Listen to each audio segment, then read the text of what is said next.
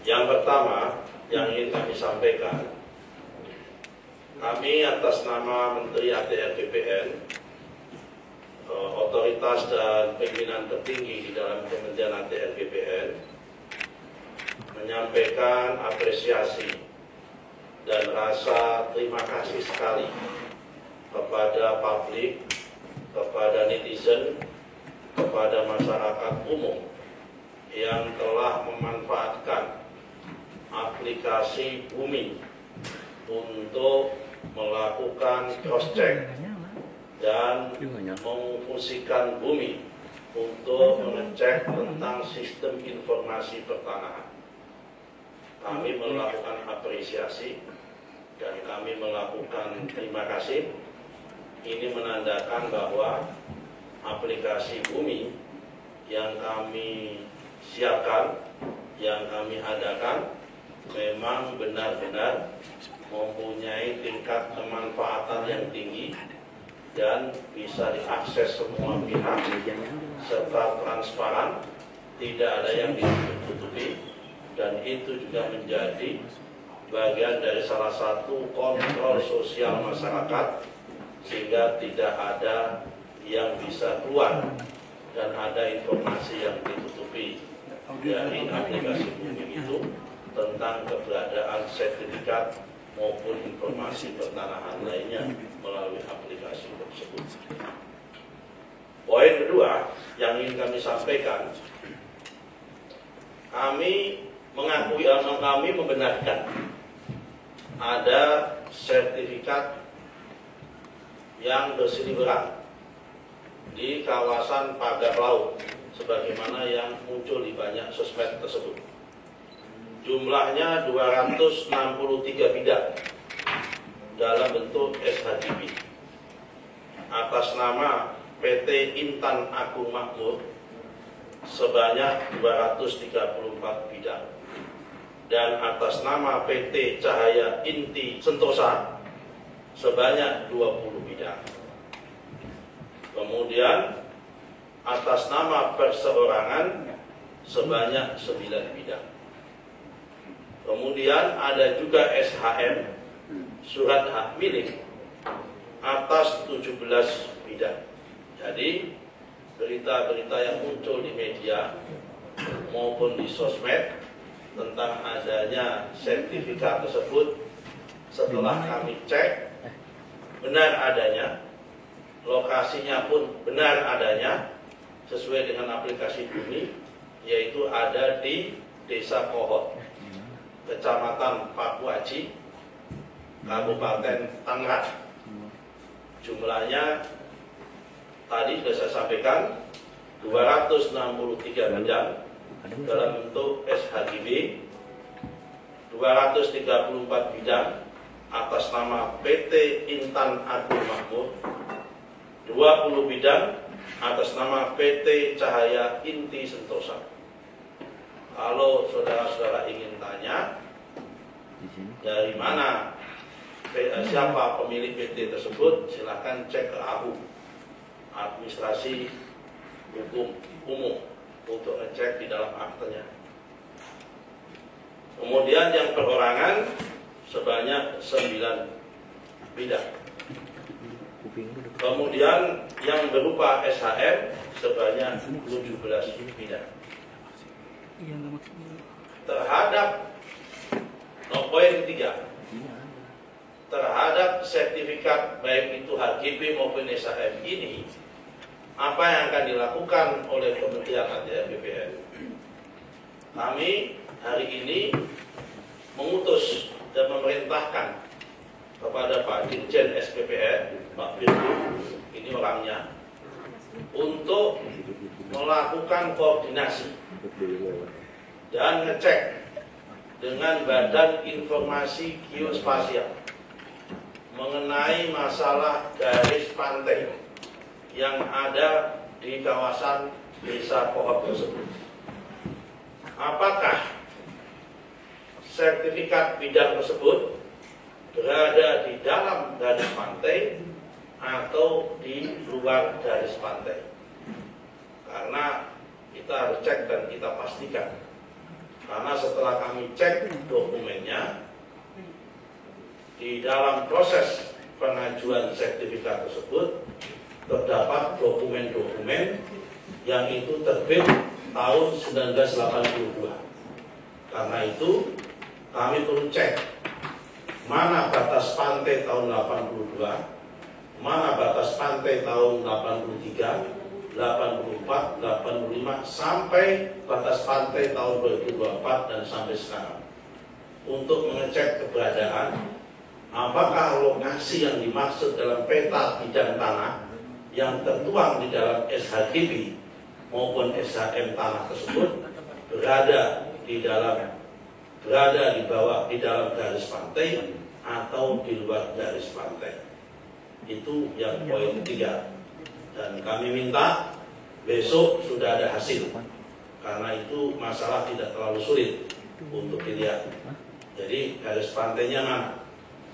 Kami tidak mau berspekulasi dulu apakah ini dulunya berupa tambak atau berupanya apa. Kami yang punya berhak untuk itu adalah patokannya adalah garis pantai. Kalau itu garis pantai petanya, informasi geospasialnya sudah terbukti, maka nanti semua akan menjadi jelas mana yang ada di wilayah berada di dalam garis pantai dan mana yang ada di luar garis pantai. Poin keempat, manakala nanti hasil koordinasi dengan BIG terdapat SHGB maupun SHM yang terbukti memang benar-benar berada di luar garis pantai, artinya ya memang itu harusnya Panmanu, bukan APL, memang wilayah laut, kemudian di SHGB-kan, disertifikatkan, maka kami tentu akan evaluasi dan tentu akan kami tinjau ulang.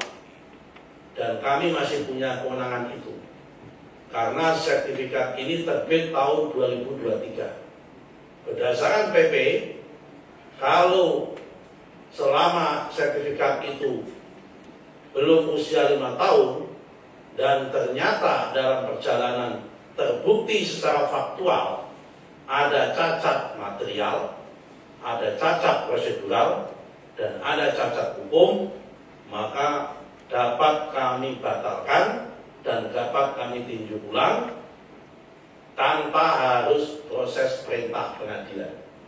Tapi kalau sudah usia 5 tahun, maka harus perintah pengadilan.